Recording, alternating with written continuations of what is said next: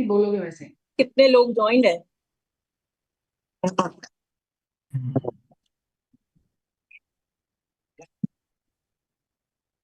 Hello everyone. A very, very good afternoon from the Vibe. We are here today to talk about a very innovative forum. We welcome you to the Hexalog, the Vibe, Women Inspire, Build and Enhance. This is a unique platform dedicated to fostering women's excellence. It brings together women doctors from diverse specialties to share knowledge, leadership experiences, and personal journeys that inspire growth and collaboration. The fundamental pillars that form the vibe are physical well being, mental health, financial wisdom, and professional excellence.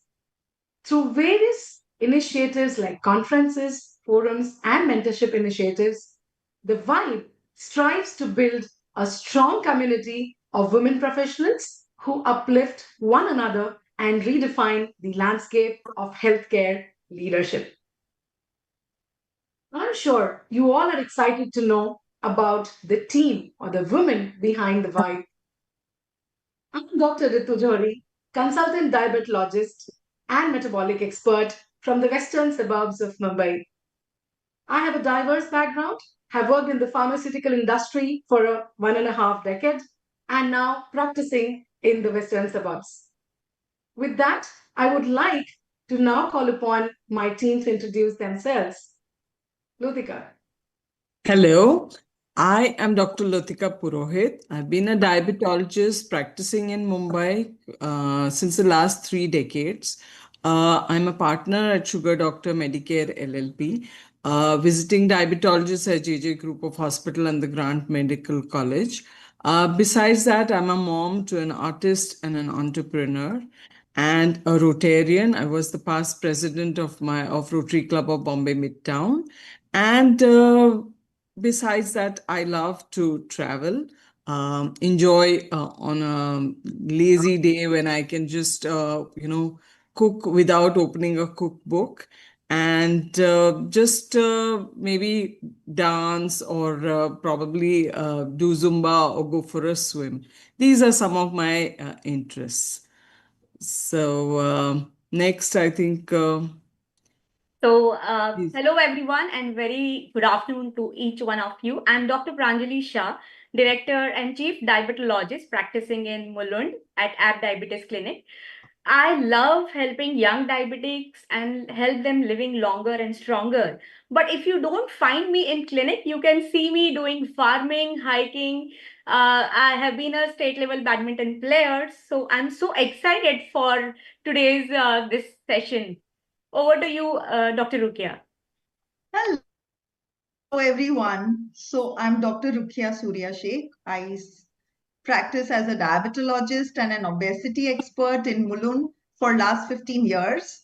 And beyond clinic, I love to work out. I love to play carom and I enjoy meaningful conversations that spark both laughter and also thought. And recently, I have discovered this joy of painting, which I used to do as a child. My little escape into this color and calm. And it's so wonderful to be here among such inspiring women doctors to learn, to share, and to grow together. Kavita, let's have it from you. Good afternoon, everyone. I'm Dr. Kavita Rane. I practice in Chembur as a diabetologist for the past 14 years. I have also done my MBA in healthcare management. So I'm the director of operations at Rane Hospital, Chembur. I also practice at Apollo Spectra, Deonar, and Inlux General Hospital, which is again in Chembur. I love to draw. I love abstract art exhibitions. I love photography. I love to travel, and I love EDM music, and I love to play golf. Over to you, Dr. Ritu. You're on mute. I think you're on mute, Dr. Ritu. It really sets the stage that, diversity is a part that is very critical for the world as well as for us out here. Now, I'm sure you're seeing Dr. Neeta here. So, my honor to introduce our guest speaker for today. Dr. Neeta Deshpande, ma'am, needs no introduction, but it gives me an honor to read about her and tell you about her. Dr. Neeta is a diabetologist and bariatric physician at Belgaum Diabetes Center and Center Care Institute of Diabetes, Obesity, and Metabolic Health. She's the medical director at Center Care Super Specialty Hospital and MRC, is also the professor and head of Department of Medicine at Dental College, Belgaum, associate professor of medicine at the USMM KLE International Medical Program. She has delivered n number of presentations on obesity and diabetes at both national as well as international meetings.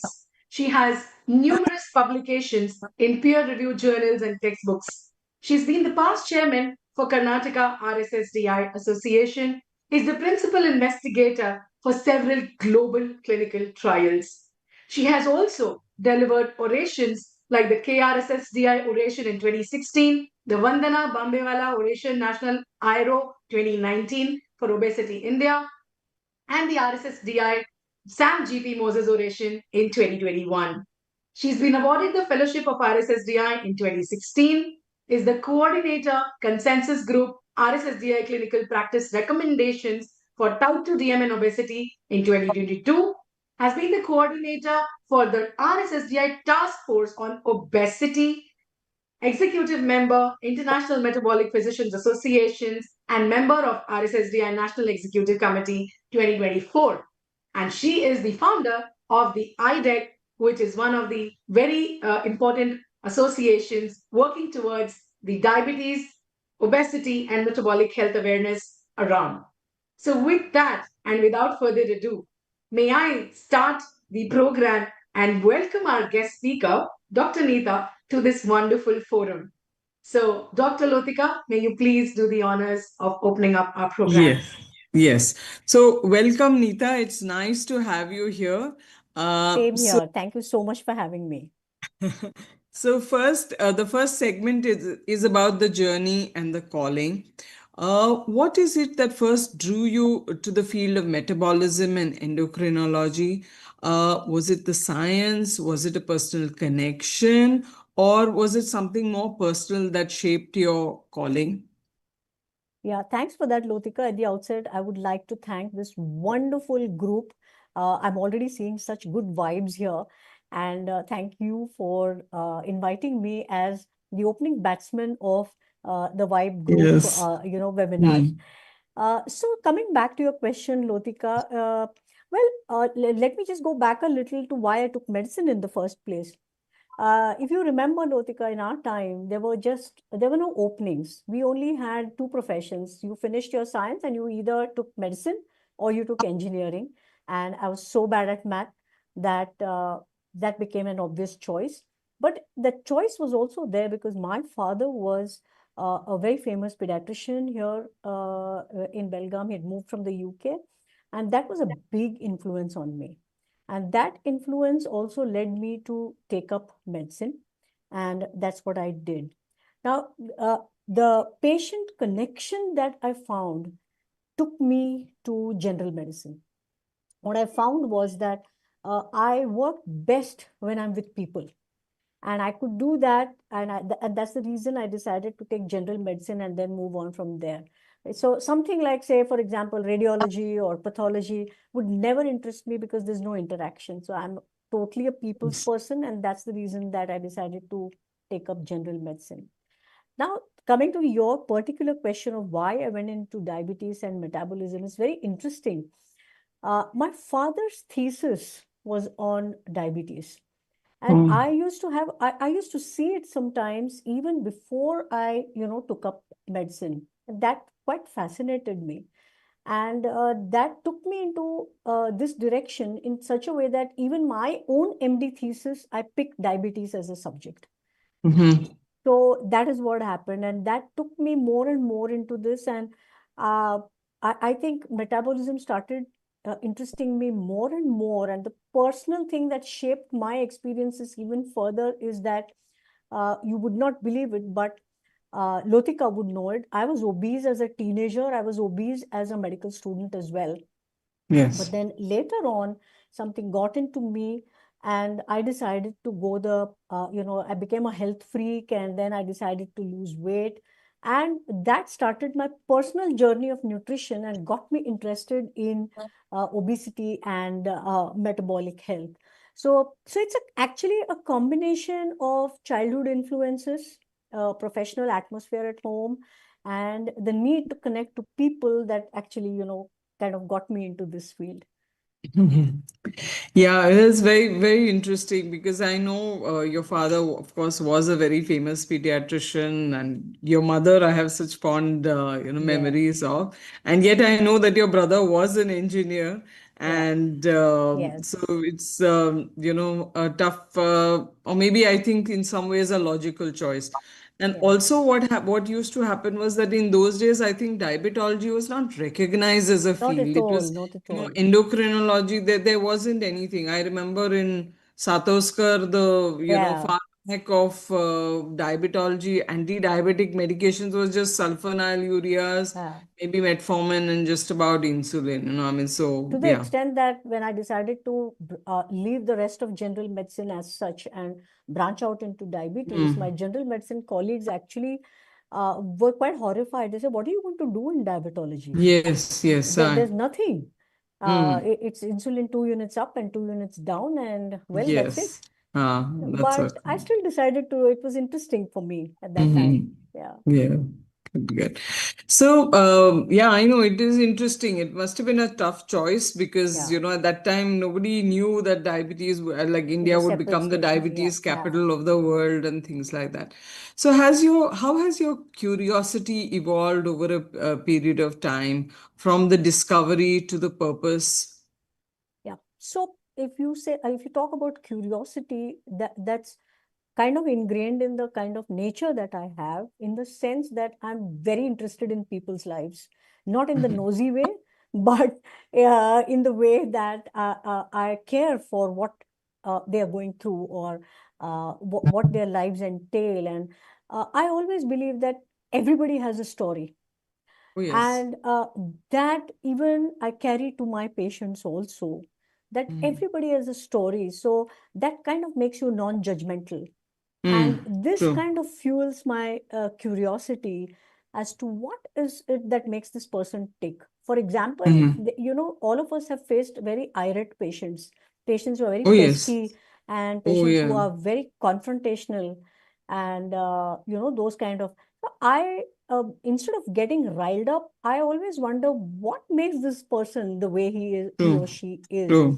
So this kind of curiosity in human nature is partly the curiosity that has made me evolve into maybe a better metabolic physician, because metabolism is, it's all encompassing. True. It's the It's, brain, yeah. it's the mind, it's the gut, it's everything. So it's all about people's stories. That's Yeah. what keeps my curiosity alive, and that's also the reason that research is going ahead, because there are so many. Now we talk about clusters. Clusters is nothing but individualizing people's experiences and how it Mm. manifests phenotypically, right? True. So that Yes. is Yeah. basically what clusters are. Yeah. Yeah, That's right. Yeah.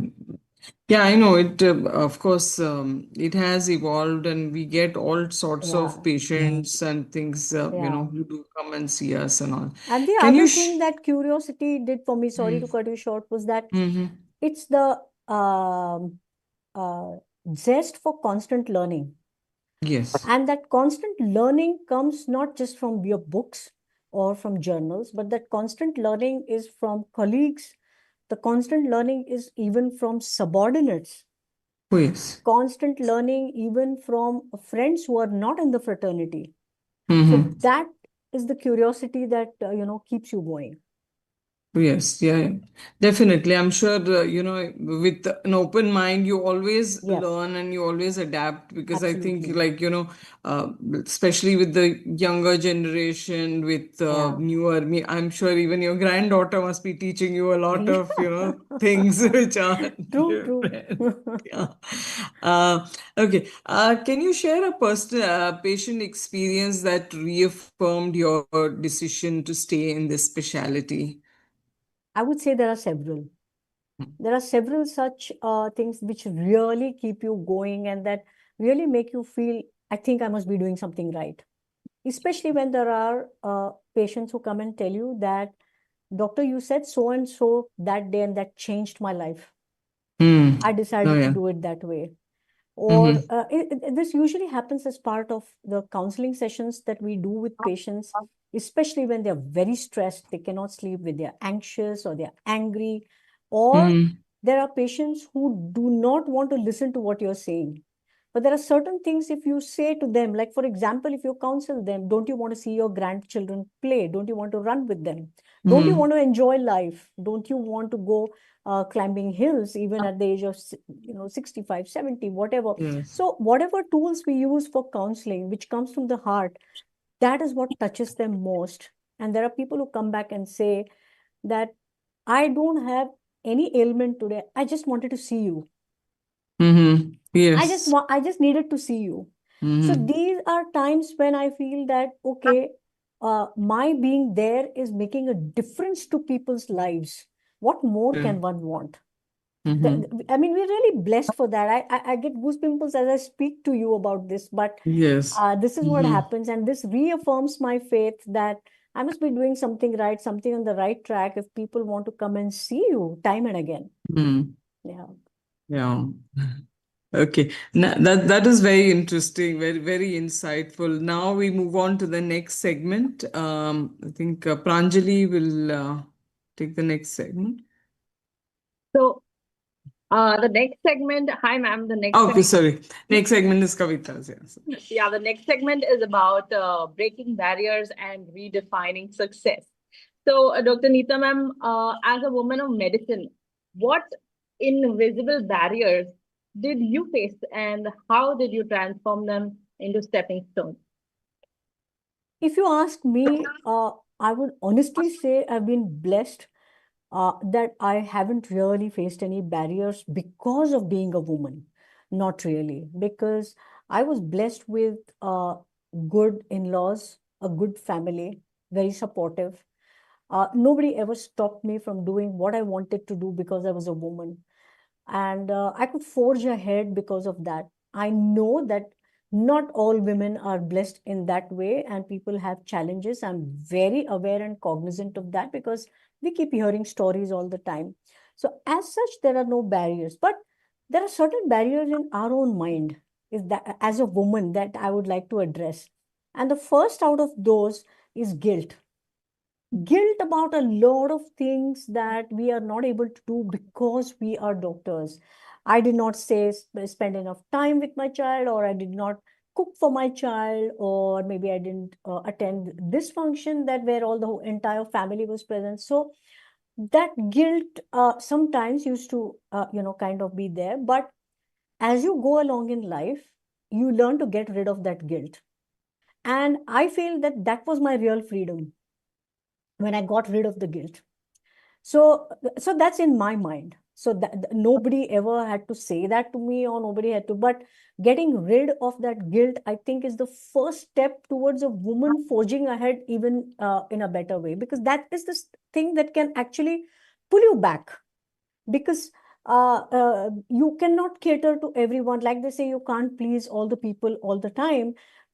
In the same way, that I would say that you will have to shed the guilt for the greater good of maybe your career, maybe people, maybe your patients. So those are the barriers that you can say were the barriers in my mind, which I shared. Yeah. Yeah, What you're saying is so important, ma'am, because what you talked about self guilt and yeah, us standing in our own way, yeah, so important. As we as physicians and doctors, we tend to do that. We tend to yeah, doubt what we're doing. Is it right? Is it wrong? yeah, We need to think for the better good. You're absolutely correct. So moving on to the next question, how has your definition of success changed from your student years to now as a mentor and leader? So, honestly, way back, that was what, 30 years ago, Lotika, that we entered medical school and we were students. I think in that time, things were not so competitive that we thought of success as the way it is thought of today. The biggest success was just getting into medical school. So that was the high point of our lives, that we got into medical school, and that was the best part.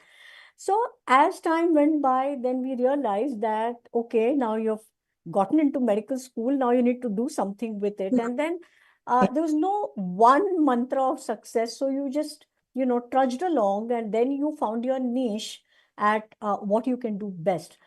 And then around you, when you start seeing your peers doing better things, it is not, jealousy or envy, but it is inspiration.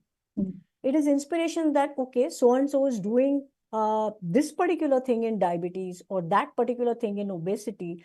I should adopt that. So that then those become the stepping stones towards success, is what I would say. There's no one lala, moment where you say, oh, this is it. No, it's not like that. But having said that, now after having finished my, a large part of my career, I do feel very happy mentoring the youngsters. So initially, when the youngsters used to start coming to me and telling me that, ma'am, tell us how you did it, that's when I realized, oh my God, I'm in a position now of where I'm mentoring somebody else.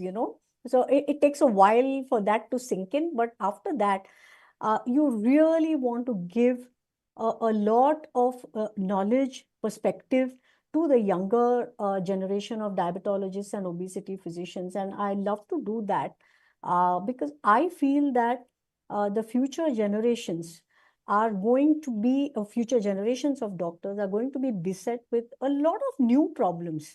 There's AI coming in, there's a lot of competition, and the healthcare systems are not so robust as they should be. There are malpractices, so many things happening. So you don't want those things to take over, and we don't want a generation of doctors who are bitter and cynical. So for that reason, I feel that they should be mentored to be happy with what they're doing. True. You cannot be bitter and cynical and yet be a good doctor. That's not possible. You have to love what you're doing. Just like they say, if you love your country, then you're happy in your country. If you love your job, you're happy in your job. So that is what I love to do that. I like to mentor people, whoever would like to listen, because it's not playing God, but it's the experiences that have shaped us. If they can help somebody. So I always say, make new mistakes. Don't make the mistakes we did. So that's how it is. So true, ma'am. What you said, empathy and compassion is what take us forward, and not just shortcuts or a short understanding of what we're doing. So, moving on to the next question from there, in moments of self-doubt, ma'am, what kept your inner strength intact? My one mantra is that yesterday is over, today is another day. So that's the first thing. Honestly, it's not just a cliche, but that's what I believe in, because there's so many challenges that we are facing on so many fronts. So unless you have this attitude, and if you carry yesterday's baggage, you're never going to succeed today. So that is one thing. So of course, I've had my moments of self-doubt, but luckily I have a fantastic support system in my family and a great set of friends whom I can depend on when in times of self-doubt, who will reiterate that, go ahead, do what you're doing is right. And also to, mentor me or tell me what I need to do next. So yes, there are moments of self-doubt, but thankfully, I have a good support system. Okay. So moving on to the next segment with Dr. Pranjali would take over.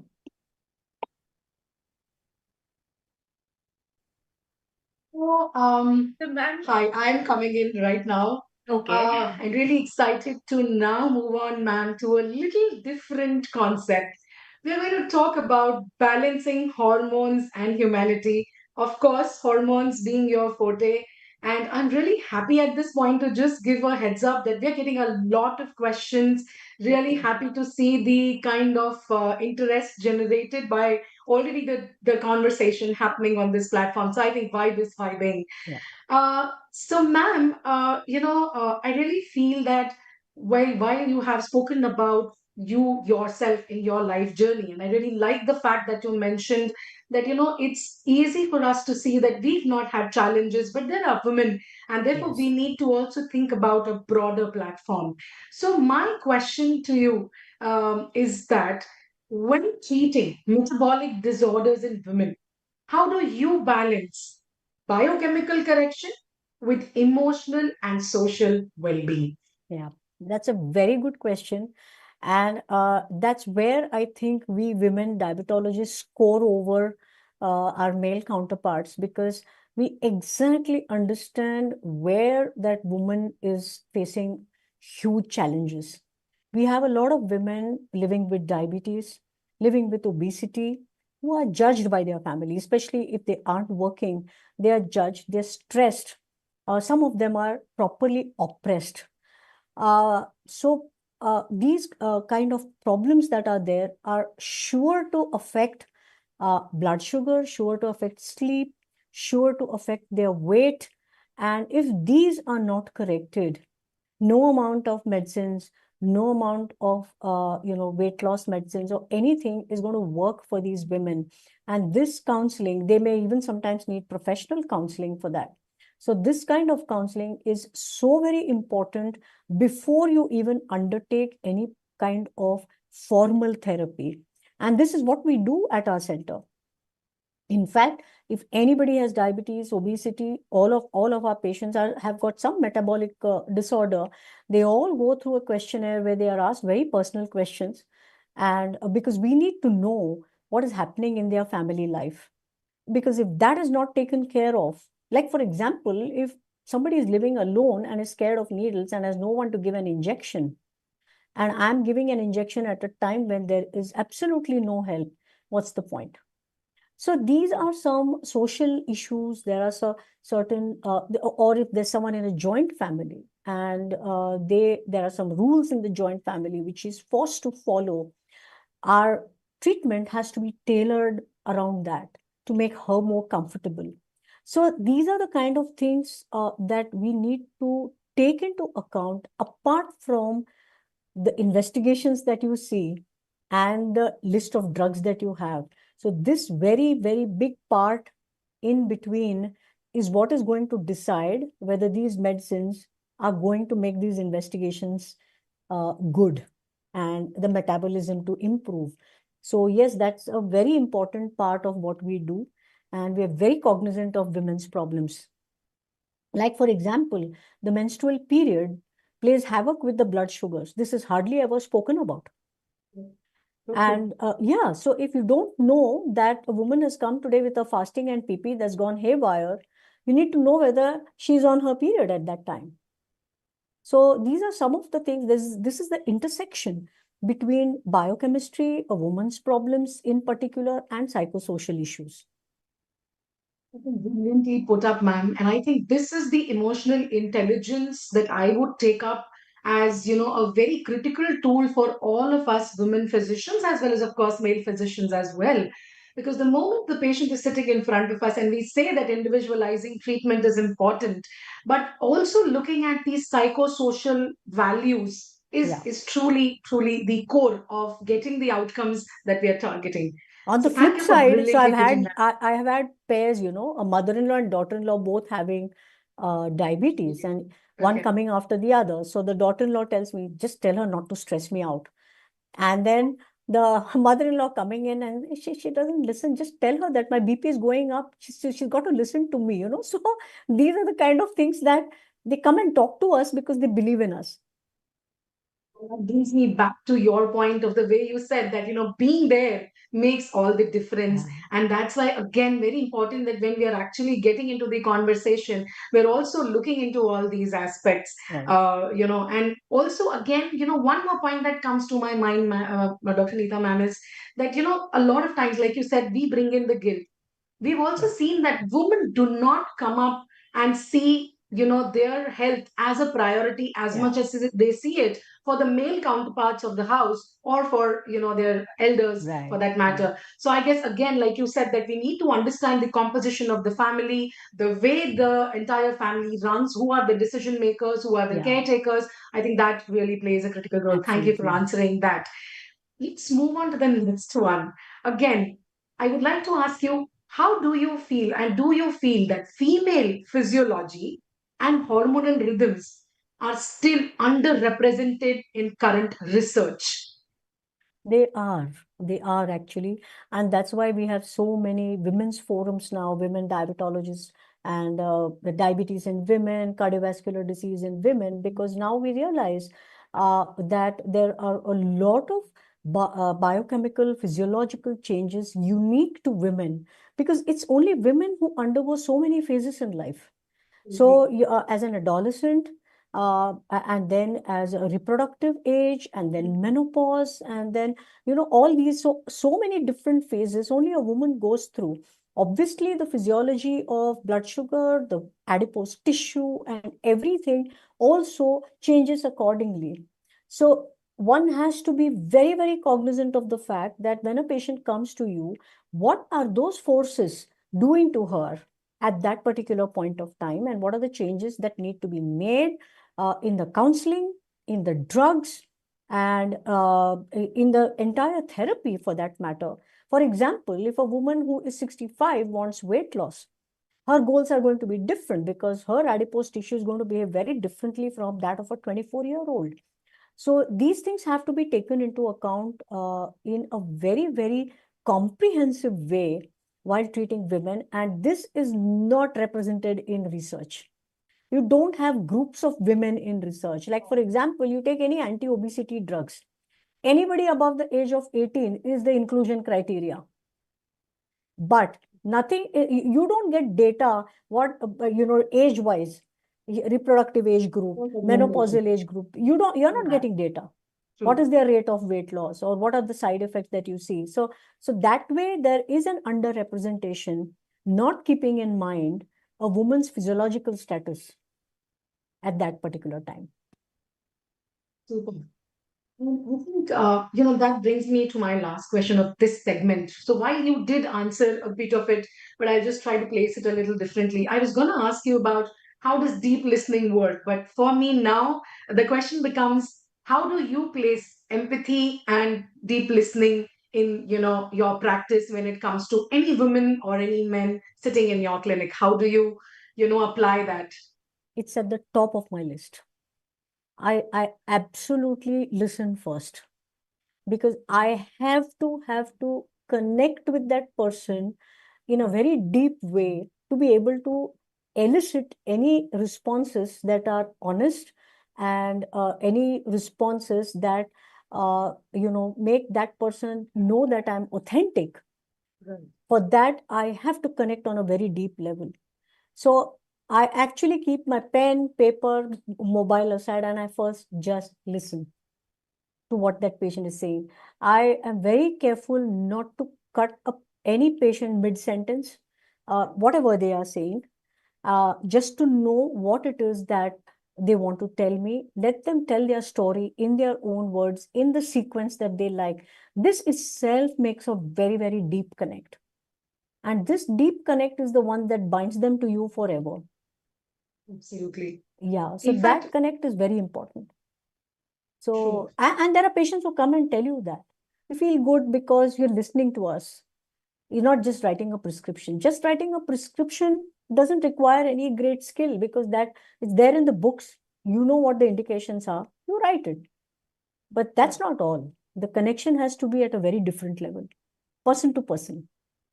I love this, ma'am. And I think that is the gist that I would take away for this segment because, like right you said in the start, that when you have patients who come and are looking at you for the difference that, you're going to make, and they've come there to listen to you and as well first speak, because that's exactly, like you said, the daughter-in-law feels the mother-in-law is not listening, the mother-in-law feels the Yeah. daughter-in-law is not listening. So Yeah. I think that is what we all need to actually create for the patients when they are sitting in front of us. I think that's a beautiful message you've given us, that the patient needs to feel heard, Yeah. understood, and at home, or maybe not Absolutely. at home but at connect with you, Absolutely. so that they are, Absolutely. Yeah. more comfortable and Yeah. more open to be compliant to whatever we are going to tell them. Super. So with that, I think we come to the end of this segment. I would give over the next segment to Dr. Rukia. You're on mute, Rukia.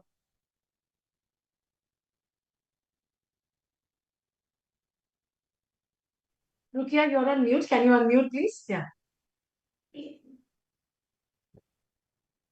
Ma'am, it's been wonderful to hear about you and this small intricacies that you're telling us about how you're dealing with your patients and your practice and how you're nudging one another there. So my segment is about energy, mentorship, and identity. So being a women physician, you wear many hats. You are a clinician, you are a caregiver, you're a partner, and you are a leader. So, what helps you to preserve your energy? How do you fill your own cup and authenticity, getting authenticity to that? Right. The first thing that fills my cup is a deep sense of gratitude that I have uh, towards all that is good in my life and all the people responsible for that and the Almighty.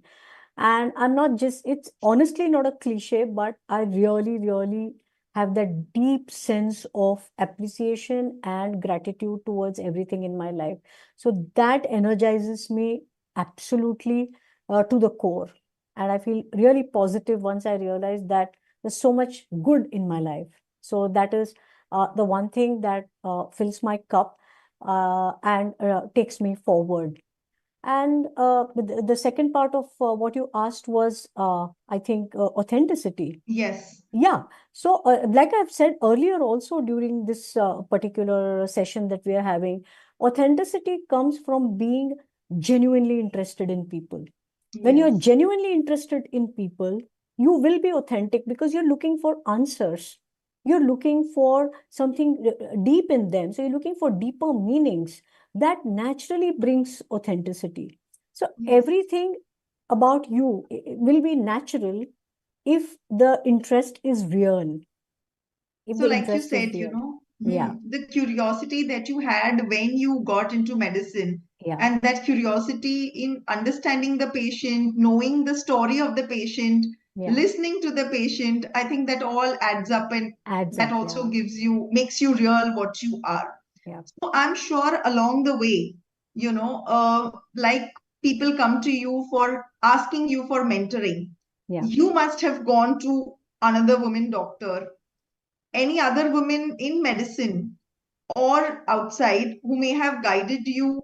Can you share that moment with us?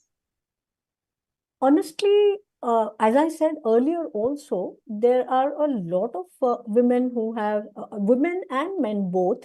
I honestly don't really differentiate mentors and people who inspire, but there are a lot of people who have mentored me.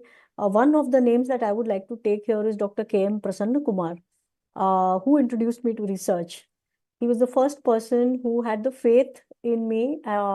Whoever was the sponsor who was doing the research, he said, go to her and she will learn and she will give it to you. So he is one of the first persons who put me into it. He also mentored me from time to time. He's a top endocrinologist of the country from Karnataka.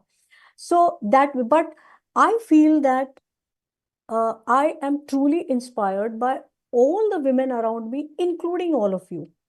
All of you are doing all of this. You're managing your families, you're managing your children, and you're managing your passion. Somebody's playing golf, somebody's playing badminton, and we are all traveling. All of us are traveling. So we are all doing it. So I think we are a generation of very inspirational women to each other. So I would say that there is no one woman, or I can take a name of all the women who are working, doing so well, especially in our field. I feel they are all very inspirational. But one woman of science, if you ask me, who inspired me, not living or not that I know personally, but whom I always felt that it's phenomenal what she did, was Madame Curie. So when I Okay. read her biography, I was mesmerized, and it continues to mesmerize me when I read about her.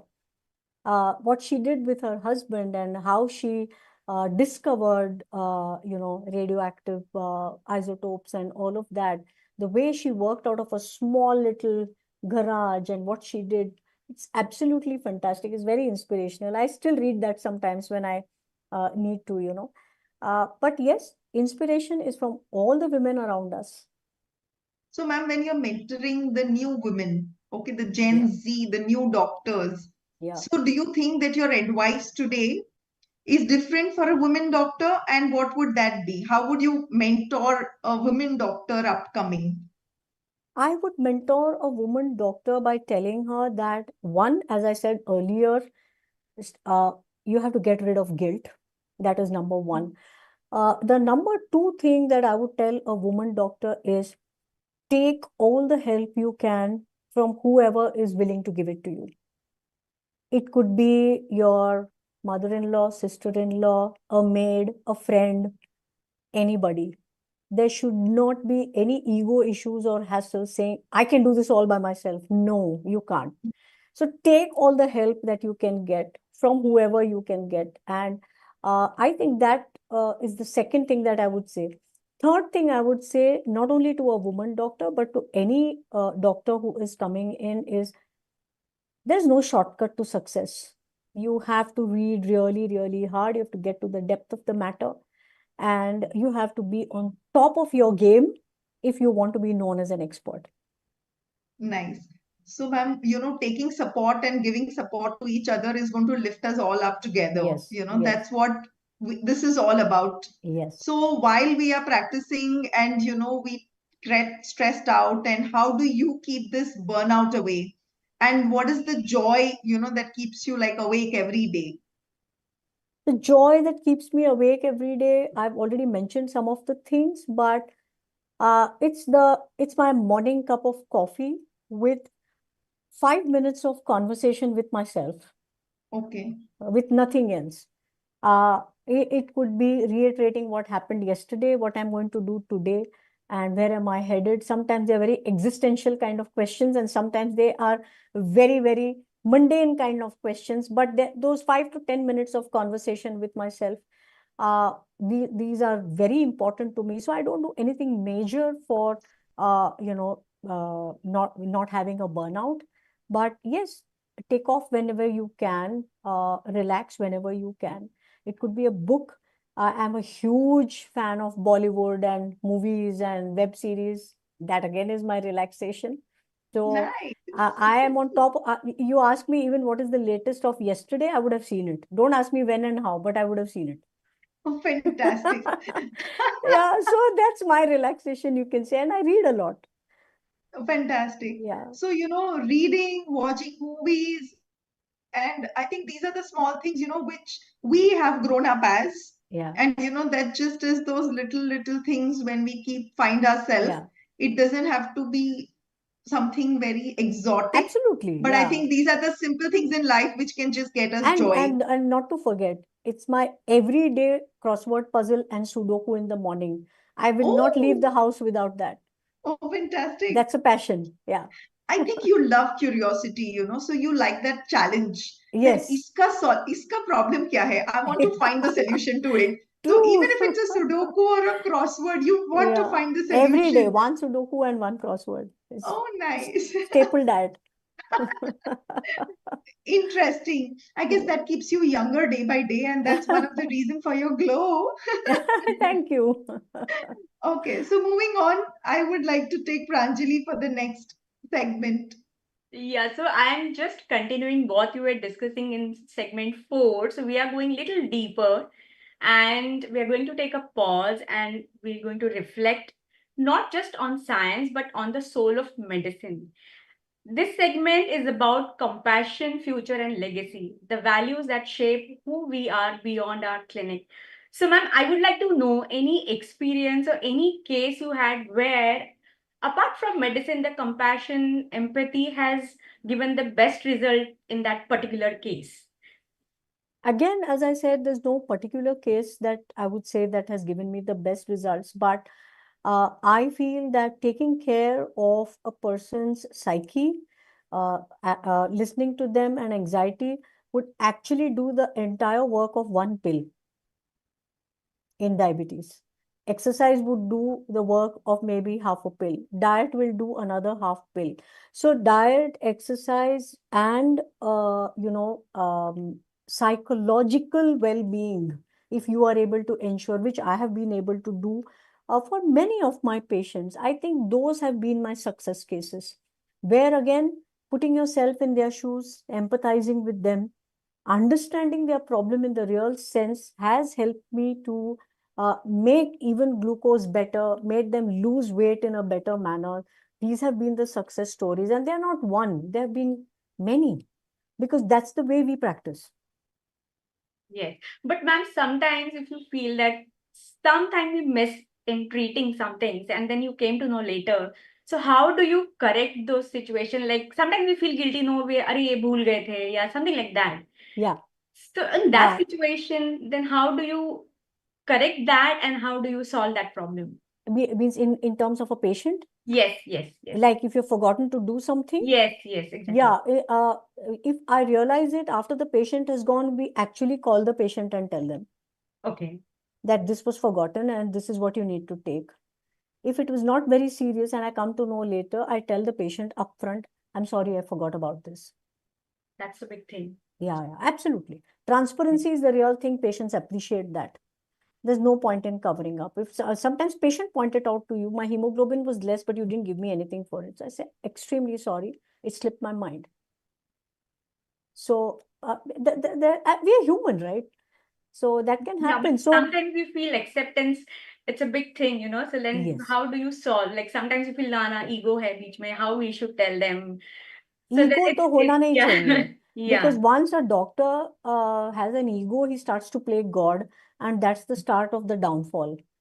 Because it's very difficult to then bring that person down from that pedestal by himself.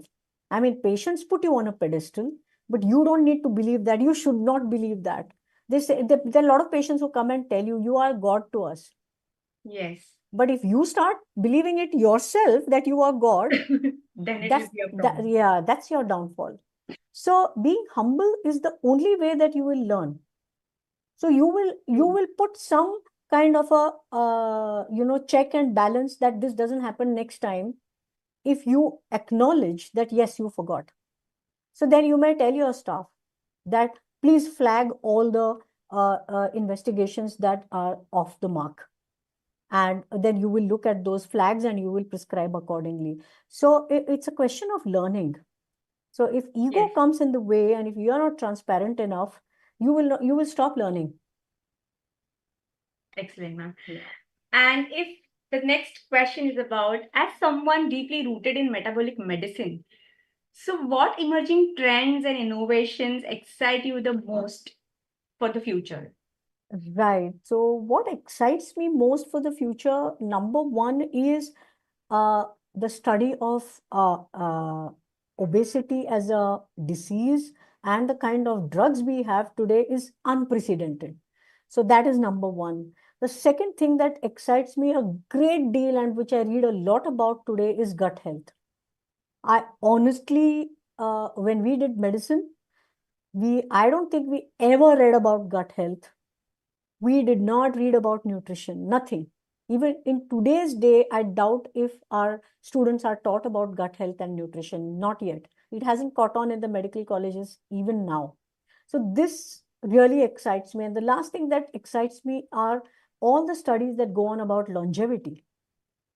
So as a metabolic medicine person, these are the things that excite me, that man has been able to make such deep strides into longevity, into mitochondrial health, basically, because that is what is going to drive longevity. So mitochondrial health, metabolic health, liver health, these are the things that excite me. And last but not the least, what excites me most is that I started off as a diabetologist. And today, after 25, 30 years of doing diabetes, I realized that diabetes is such a small sliver of metabolic health. And I'm actually doing a very small part of what needs to be really big. And that's how we are today talking about metabolic medicine and not just diabetes. Yes, So that's the exciting part, that I have still so much to do. excellent, ma'am. So, ma'am, I'm going a little personal about. I know that you love pets, and I've seen your pictures. Yeah. So how do you manage your, home, and you're traveling a lot? Yeah. So, so how do you balance out your time with the pets? And I have seen you cycling. So it is Yes. not. So how do you manage your schedule, and do you make sure that you're spending quality time with what you want to do? I think when you're doing 10 things, you always find time for the 11th. Yes. 1 minute, let me just, I think my battery saver needs to be on. Give me 1 second. So you always find time for things that you love. And it is all about time management and priorities and learning to say no. So you have to learn to say no to a lot of things, to say yes to the things that you love. And there is no guilt, there is no harm in doing that. Because ultimately, you have to do what you have to do. There's only one life, and there is only that much time, and you're going to spend approximately half your life sleeping. Yes. So then there's so little time left to do what you want. So I do make the time by saying no to a lot of things. So the home, my cycling, my trekking, my hiking, Yes. all of these things give a huge amount of joy, and they actually make you more motivated to do what you want. The man.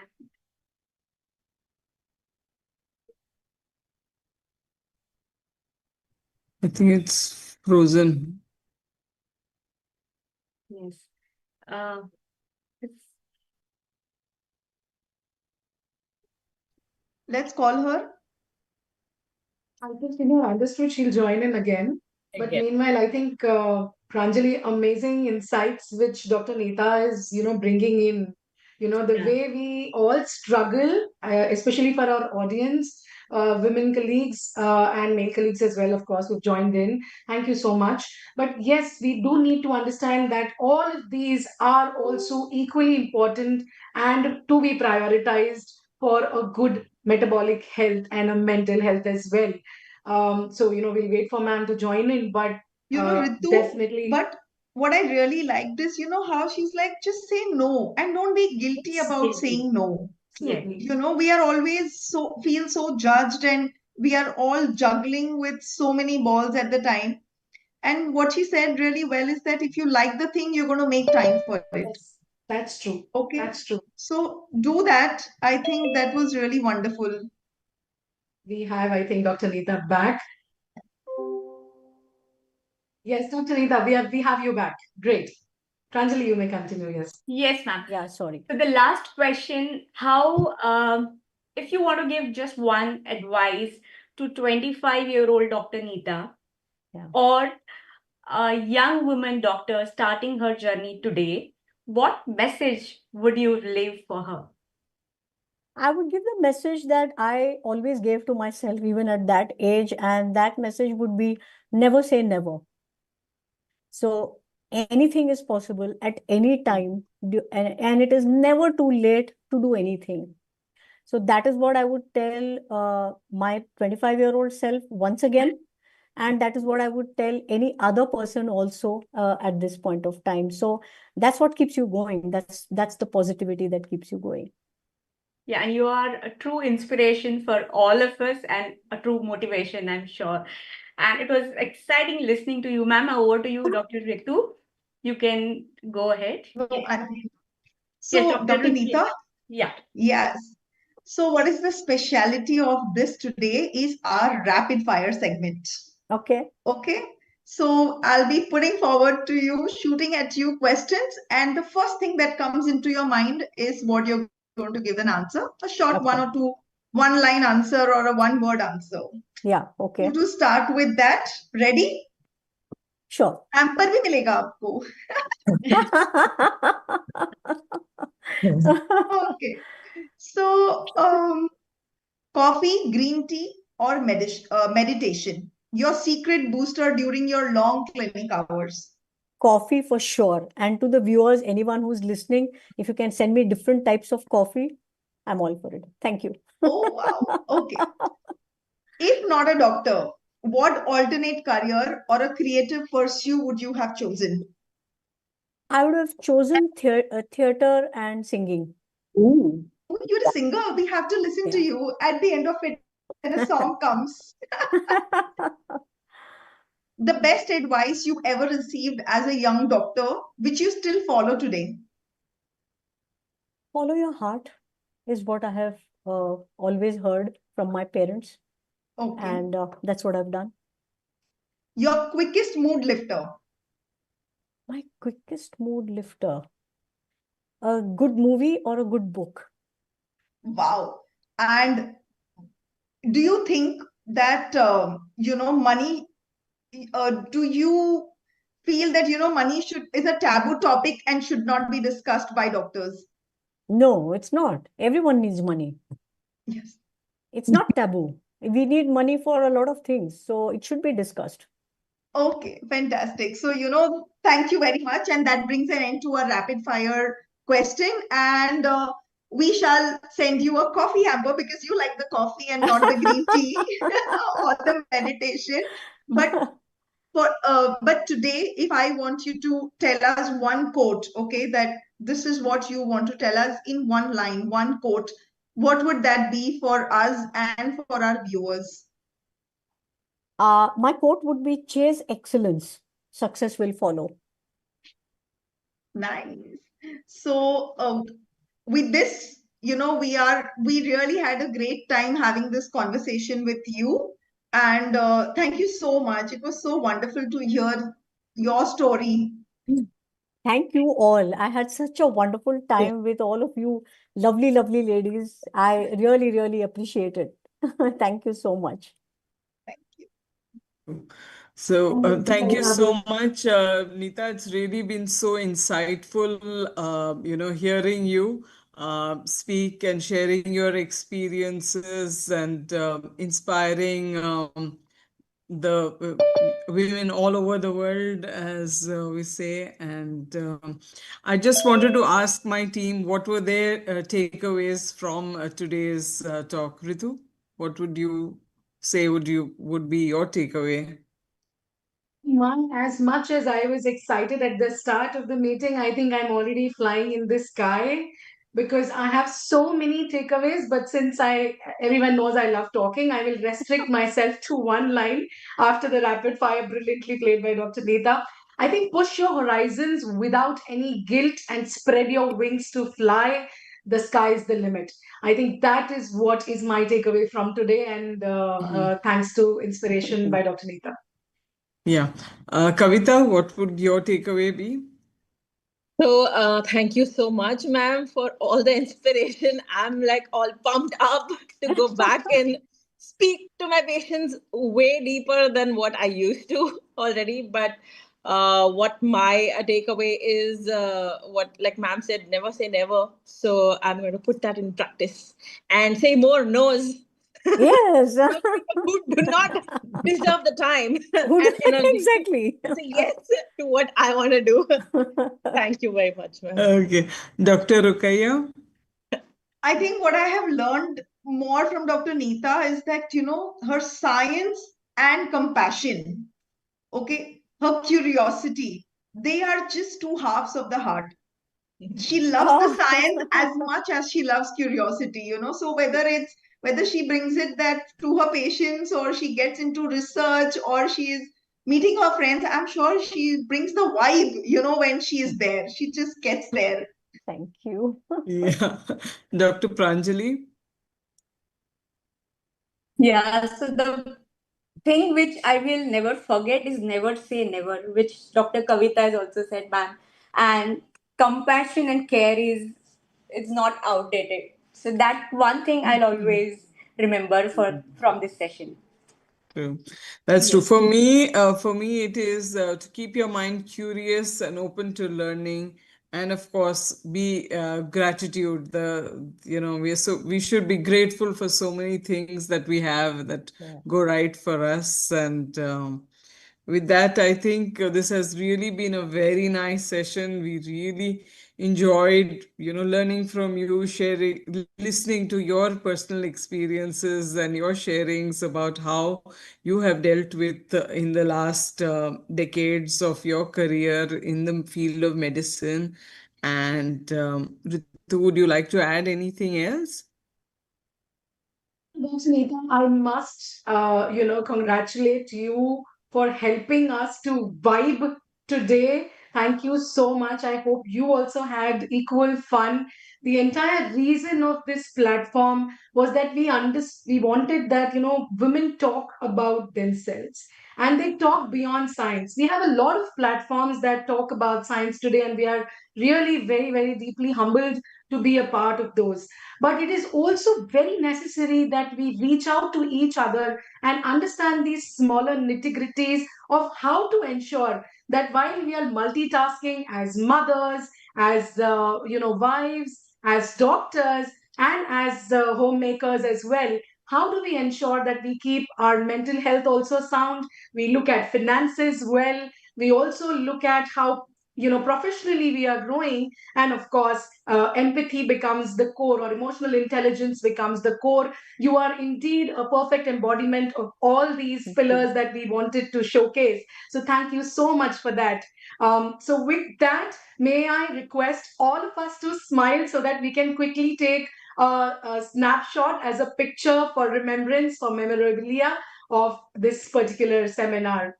So let's just smile. 3, 2, 1, and go. Smile.